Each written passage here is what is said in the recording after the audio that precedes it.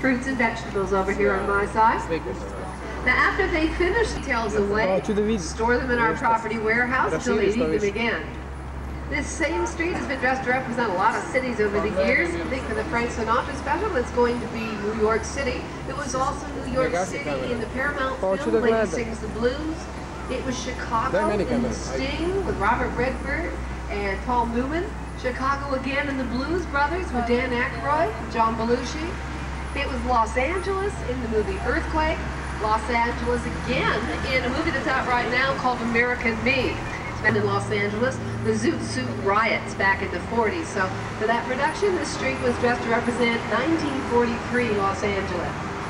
Now if you look really carefully at the fronts of these sets, you might think they're made out of materials like concrete, brick, different types of stone, but they're not. The most common material we now use that you're looking at is fiberglass. As a matter of fact, the area that we just came through is where we had the fire damage last year. We had quite a fire about a year and a half ago, and most of the area that was destroyed is the area that we just came through. So those sets have been completely restored back to their original appearance since then.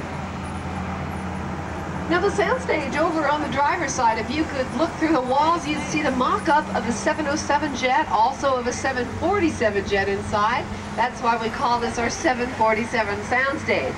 Now most airline interior scenes were shot here, including scenes from the movie Airport and scenes from the Ivan Reitman film Twins with Danny. They're a little bit run down right now because we don't do a lot of maintenance, to tell you the truth, in between productions. The reason is that with every new production, the art directors and set designers have really definite ideas in mind, and they're going to come along and change it anyway. And if you look up at the clock on top of the courthouse, that's the clock where Doc Brown hung from a hand in Back to the Future. He was trying to harness the energy of the lightning. And you can see how they did that special effect back at the Studio Center in our World of Cinemagic show. Part 1 is called the Back to the Future Special Effects Show. Came soaring through on their hoverboards. Many of those shots were done in sound stages, the special effects as well. Now, if you've never seen a future film, put the aerial scene New York Street one more time. Now, most of those courtroom interiors were done inside of sound stages, everybody. We're just about to take you into sound stage right now, give you an idea what they're all about. So get your cameras ready. They'll decide to work in sound stages even if they're building exterior sets, which this one is inside, because that way they have better control over the sound, also over the weather, and the lighting and the special effects as well.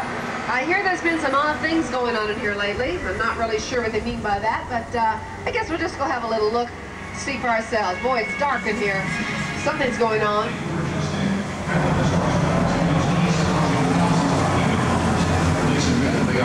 To stop the enraged beast. Military units are rushing to the scene. Peace was last sighted near the 200 block of Fulton Avenue. We now have the live coverage on the scene with our helicopter reporter, Kelly King. We're now hovering above the wreckage of a crushed L train. The helicopter beside us is searching for... Wait! There's a tram load of people down there. We've got to go down and warn them. Attention, people on the tram! You are in danger! Repeat!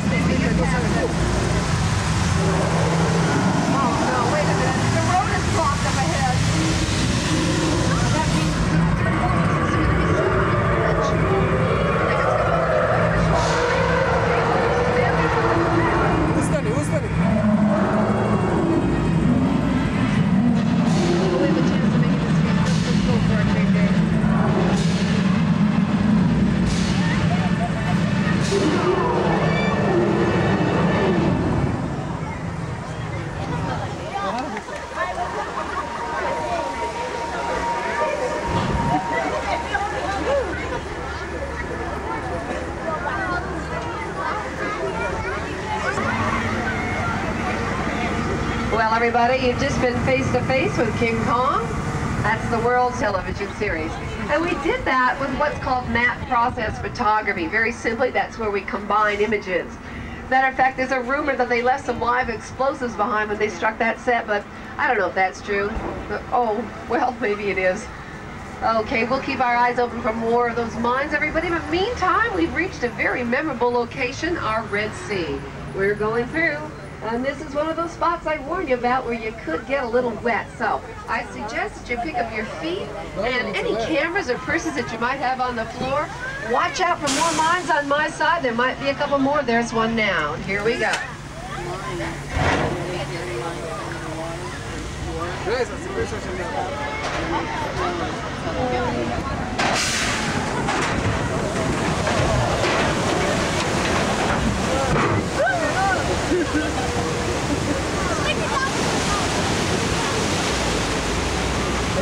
is our tropical island area. Believe it or not, we have some stage walls stored here right now.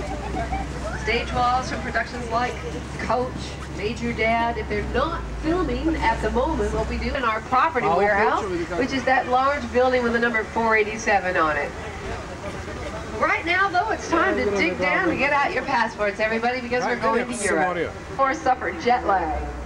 We can also travel in time, and we're going to do that right now. We're going to step back to the days of the Roman Empire. It was built in the 60s for the movie Spartacus. It's been used a lot since then. In Spartacus, Sir Laurence Olivier played the Roman senator, and in one scene, he stepped out on the stairs. Well, those togas exposed a lot of their skin, and, well, they were too pale to look like Roman soldiers, quite frankly, so they needed some body makeup. But you can imagine how long it would take to put body makeup on over 500 men, so to speed things up, they put the makeup into big spray guns, lined up those soldiers in nice, neat military columns, went up and down the road and sprayed the makeup on them. Now, all we have to do in this area is change the language of the sign that we can represent any country in Europe that we want to. For example, this street was dressed to represent Pamplona, Spain, for the Castle Rock movie City Slicker, which starred Billy Crystal. Now that was in the opening 5-minute scene that showed the running of the bulls. I bet you thought that was really filmed in Spain. Well, some of the shots were what they call the establishing shots, the ones that they take from a distance so that the audience really believes that they're in Spain. But all of the close, speaking of which, one of those real bulls broke loose and charged a tram that was coming through a few streets away. What do you think people did? Took pictures. Crazy world, isn't it? Now we call this the Court of Miracles. We named this set after one of our early horror films back in the silent era, The Miracle Man, which starred Lon Chaney. In fact, we have a reputation for horror films. We went on to make quite a few, and we reuse a lot of the same sets over and over. Now this set, for example, also appeared in the pickup. Now we're coming into a fun area right now. You might recognize two large telephones on either side of the tram that were in The Incredible Shrinking Woman with Lily Tomlin. And on the driver's side, Paul Bunyan in his Blue Ox Bay. That prop was made to stand on top of a steakhouse in the movie The Great Outdoors. McElroy very smugly challenged his brother-in-law John Candy to eat a 6-pound steak. So of course John Candy did. Ooh. Now, we're going into stage 50. Everyone, so get your cameras ready. It's another sound stage because they don't normally let us come into a hot set. They've made an exception, which is really kind of nice for us. Not so much because they're not filming at the moment. They're not. Taking a little break to do some location filming. But because it's dressed to represent a subway station, and that makes it really easy to just pull right through on the tram. Well, they're working on an action adventure. I'm not sure the title. This is kind of a unique soundstage in another way, by the way. It's 2 levels.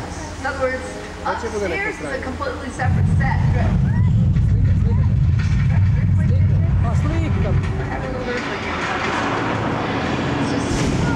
Okay, definitely an earthquake. Yeah, that's all right.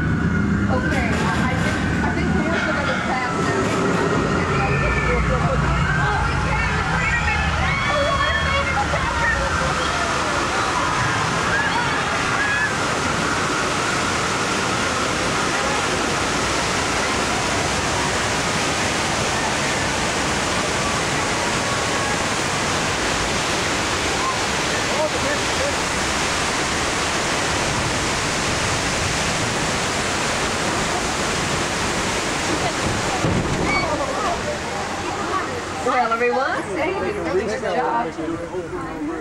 Goodness, you should be really proud of yourselves for that, because that simulated an 8.3 earthquake. Look on my side of the world's skinniest church. See what I mean about these facades? They're not very deep. They don't have to be. I want you to notice something on this street. The doors on the driver's side are bigger than the doors on my side, and that's on purpose. Here's what they do. They film the actresses, in case they happen to be on the tall side, standing in front of the big doors to give the impression that they were smaller than they really were. And guess what they film the shorter actors, everybody? In front of the little doors, yeah. The magic of Hollywood. Here's one of the finest actors in Hollywood. On my side, a horse from our Riot stunt show. This is where we keep them, right in that stable. That's also the stable where Francis the Talking Mule lives. The Francis films back, and this is the voice of Francis the Talking Mule, was dubbed in by actor Chill Wills. Now we have an amazing ability at Universal Studios to go from the west to the east, back to the west, back to the east again. And we can do it in a very short time. Right now, we're going to jump over to the East Coast and visit one of my favorite towns, Amity. But you know, there was a problem with a shark for a while there, so that scared people out of the water. They haven't really come back since then. Do a lot of fishing now. There's my friend George. He's back, he's fishing right now. Although I hear there's been some more shark sightings just in this last week, and I'm not really sure that George should. Wait a minute, there's a shark right now. Headed right toward George! George, that shark they were talking about, it's coming right at you! I feel awful about this. Oh, now I feel even worse. Well, too late for George, but not for us, everybody. We're going to try to get across this rickety pier.